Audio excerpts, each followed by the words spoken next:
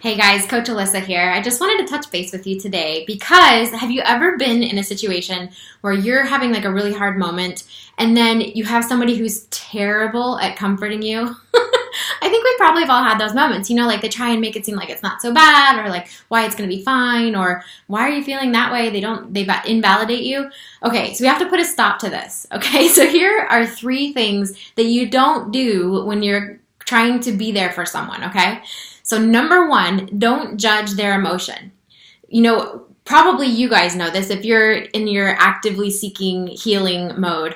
But here's the deal. A lot of people out there, we don't really get trained on this. It's not like a class we take when we're little or something. And if we missed out on this in our parenting experience with our parents, then we're just not going to know. And some people are well-meaning when they try to say like, well, you shouldn't feel sad. Have you ever heard that? Oh, you shouldn't feel so bad. This, that, and the other. This happened to me or whatever. So you don't judge the feeling, okay? So number 1, you need to validate the feeling. So don't judge it, validate it. Wow, that is really painful. I'm so sorry you're going through this. Isn't that like magic? And think about this. It doesn't just apply to when we're being there for someone else or when someone is being there for us. It's about ourselves. Like it's about us being there for ourselves too. What if we stopped shoulding on ourselves? Like I shouldn't feel this upset or I shouldn't be so angry or I shouldn't think those things. What if we just said, wow, I am really hurting right now. This is really painful for me. Doesn't that just give you a sense of like, oh, wow, this is really valid what I'm feeling? So then the next thing that you don't want to do is to explain it or like focus on the silver lining, okay? Like, well, yeah, I know that's hard, but at least this or at least that. And actually, if you haven't seen it, Brene Brown has a fantastic little animated video on YouTube about empathy. And there's a little character on there that doesn't get it about emotionally connecting. And she's always like, well, you lost the baby, but at least you got pregnant. You're losing your marriage, but at least you know that somebody loved you at some point. Not helpful, right? So the idea is instead of doing that, you validate the feeling, oh my goodness, that is so painful and I'm so sorry. And then you offer connection, okay? I'm going to be here for you. And parents, if you have kids that are going through something painful, it feels so rotten to watch your kid hurt. But the bottom line is, if instead of trying to fix it for our kids, that's the third don't try to fix it. Just be there. Be there for them. So if you say, wow, I'm sorry that's so painful, that really is hard.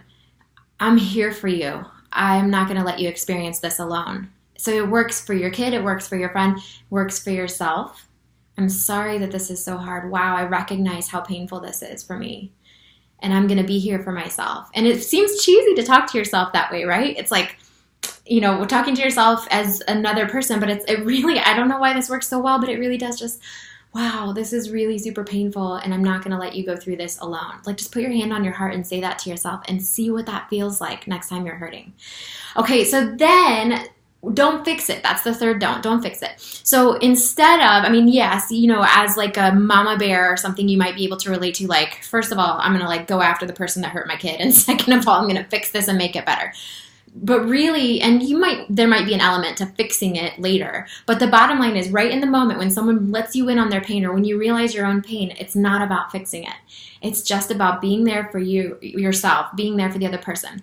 So we're going to validate the feeling first. We're going to offer connection. Okay, so that's, I'm going to be there for you. And then the third thing that you can do to help be there for someone really well is actually to look at the 5 senses of self-care for that person. So bring flowers, like we do that for someone who's had a loss or someone who's sick, right? We bring a balloon, we bring a flower. So you could bring a candle, something that would smell nice and look nice and be a gesture. Make sure that the person is fed, if they're hungry, that's why we bring food to people that have had a loss. Even in just like a little daily loss. If somebody's really down or if you're really having a hard time, just make sure you've eaten, make sure you had a drink, make sure that you're connecting with somebody besides yourself, but first and foremost, connecting with yourself. Like rest when you're tired and help that person rest when they're tired if you're being there for someone else. So don't judge it. Don't go for the silver lining. Don't try to fix it. Do validate the feeling. Do try to connect and let that person know that through the most uncomfortable feeling, I'm going to be here with you. and just sit with them, be with them. And then the third thing that you can do is to look at the five senses. How could you help that person and help their body know that they're going to be taken care of? What do you need if you're the one that's grieving? Like, I need to eat, I need to drink, I need to nap, I need to, have nice perfume on, I need to get my nails done, whatever the self-care is. So there's your message today about how to be there for someone, including if that someone is you.